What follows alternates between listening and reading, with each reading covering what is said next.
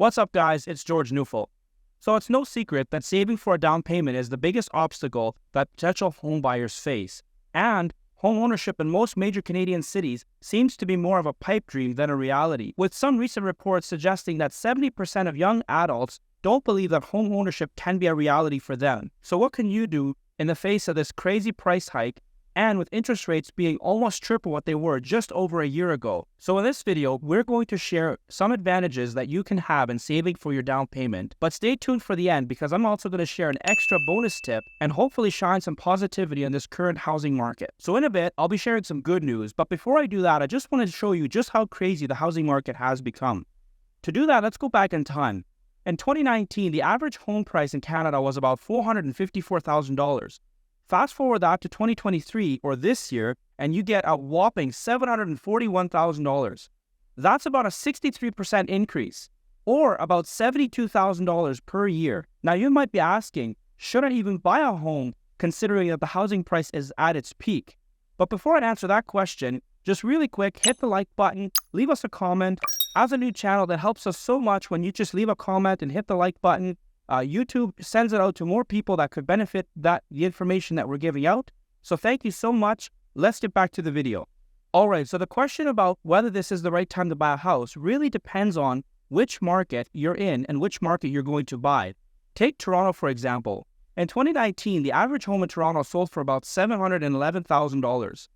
Fast forward to today, and the average home is sold over $1.1 million. A similar situation happened in Vancouver. But when you go to smaller markets, take Calgary for an example, the average home in 2019 was about $450,000. Fast forward to today and you get an average home price of $545,000. That's a significant increase, but nowhere near what the larger markets increased by. So it stands to reason that in smaller markets, the price can actually go up higher yet, because typically when prices are going up really high in other markets, people move out and they'll move to smaller areas where prices haven't gone up so much yet. Real estate is all about demand, and when people move away from the more expensive markets into smaller communities, that puts pressure on the market in that smaller community. A great example of this is Southern Ontario. When the Toronto market became so expensive that people were looking outside to smaller communities, they ended up buying homes in cities like Windsor or even Leamington. And what happened to those smaller markets is home prices in some examples almost tripled from what they were before that. In my experience as a mortgage broker, many first-time homebuyers often wonder if there are any incentives to help first-time homebuyers get into home ownership. And the answer is yes, there are some programs. The first one that the government announced in 2019 was a first-time homebuyer incentive. This program was announced in fall of 2019, just before an election. And it wasn't really good considering how fast the housing prices had gone up. It really didn't help first-time homebuyers all that much. The first clue that it wasn't going to be all that good should have been that it was announced just before an election. But the good news is first-time homebuyers do catch a break with the FHSA, or First Home Savings Account. The First Home Savings Account is really a great tool that you can use to save up for your down payment. Because the home prices have increased so much, many people are on the sidelines for buying a home. But that doesn't mean that there aren't some things you can do right now to set yourself up for success. And one of those things is investing with an FHSA. An FHSA is very similar to an RRSP or a TFSA. The big difference is that it is strictly for first-time home buyers. Now, the definition of a first home, in one sense, is obvious. If you've never bought a house before, you qualify for this account. But if you have not lived in your own home for the last 4 years, you may still qualify. Or if you have a rental property but don't live in your own home, you may still qualify for this account.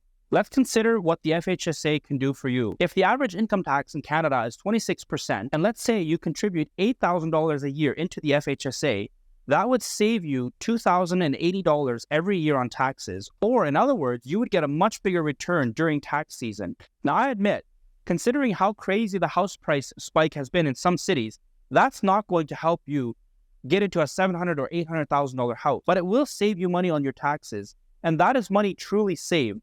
Unlike an RRSP or a TFSA, where with an RRSP, you get taxed when you pull the money out, or a TFSA, you get taxed when you put the money in. With an FHSA, it is truly tax-free when you use the money in the account to buy a house. So you might not be ready to buy a house at this point, but there are some positive things you can do to move in the right direction. So if you're not ready to buy a house at this point, that's okay, but you can take some steps in a positive direction to get to that point.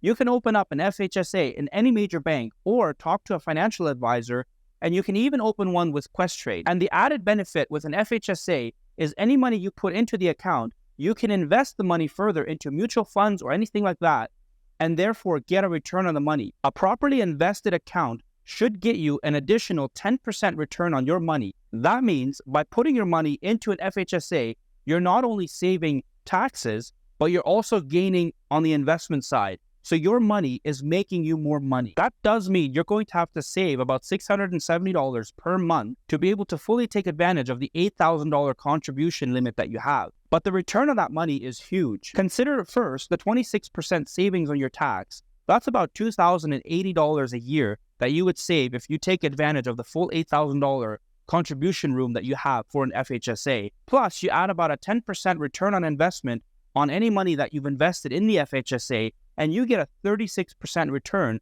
on money in your FHSA. Like, that is better than what credit cards make.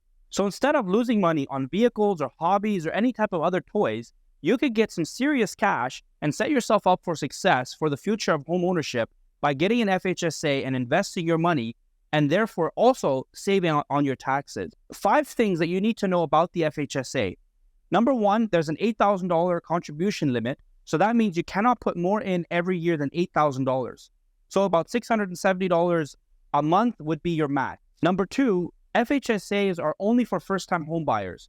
So most people that already own their homes would not qualify for this account. That does not mean that they can't invest in any other account like an RRSP or TFSA. It just means the FHSA was specifically designed to save first-time home buyers some money. And number 3, the money you put into an FHSA is totally tax deductible. That means you save that money on tax. And also, number 4, when you take the money out to buy a home, that money is not taxed like an RSP would be taxed when you take the money out, because this account was designed for first-time home buyers to be able to buy a home and to save money during the process of saving for a down payment.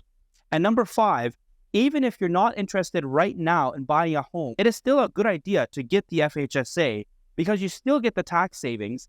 And if worst case scenario, you decide not to pursue home ownership in the future, you still have the tax savings in the beginning, and then your account gets rolled over into an RRSP, and you would have still had the investment earnings of about 10% a year if the account is invested properly. Okay, so you might say $40,000, that's a lot of money, but considering how crazy the house price spike has been, in some markets, that's not even enough to get you into a decent family home. And that is true. And the crazy thing is, home prices will probably not come down until we fix the production issue so that we can meet the demand. But look on the positive side.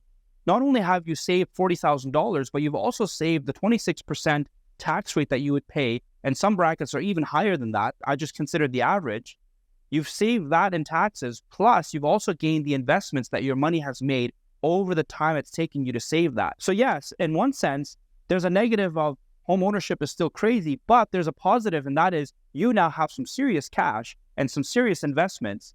And if you decide to, hey, it's still not enough to buy a home, and it rolls over into an RSP, you still have a very, very decent savings account there, or a net worth that you can use for your future benefit. But now, as promised, here's the bonus tip. If the FHSA is not enough and $40,000 is just not enough to buy a home, you can also join that with the RSP account, with the RSP home buyer plan, and that's an extra $35,000. So if you were to use the $40,000 from the FHSA account and the $35,000 from the RSP home buyer plan, you would have a total of $75,000, and that should get you into a decent home in most places. All right, so if you've stuck around to the end, here is my view on what happened to the housing market in Canada. So the first question we need to ask is, what was the price increase before 2019? And when you look at 2015 to 2019, the average home price spiked about 10% over 4 years. That's not bad. That would be industry standard. But then you look at 2019 to 23, and it spiked about 63% across the board. That's a crazy price hike, and it should tell us that something's going on in the market. This wasn't just an ordinary market increase. So consider this. 2 things happened. Number 1, we were hit with a global pandemic that nobody wants to relive. And as a result of that, monetary policies were passed to try to stimulate the economy so that we wouldn't fall into a recession.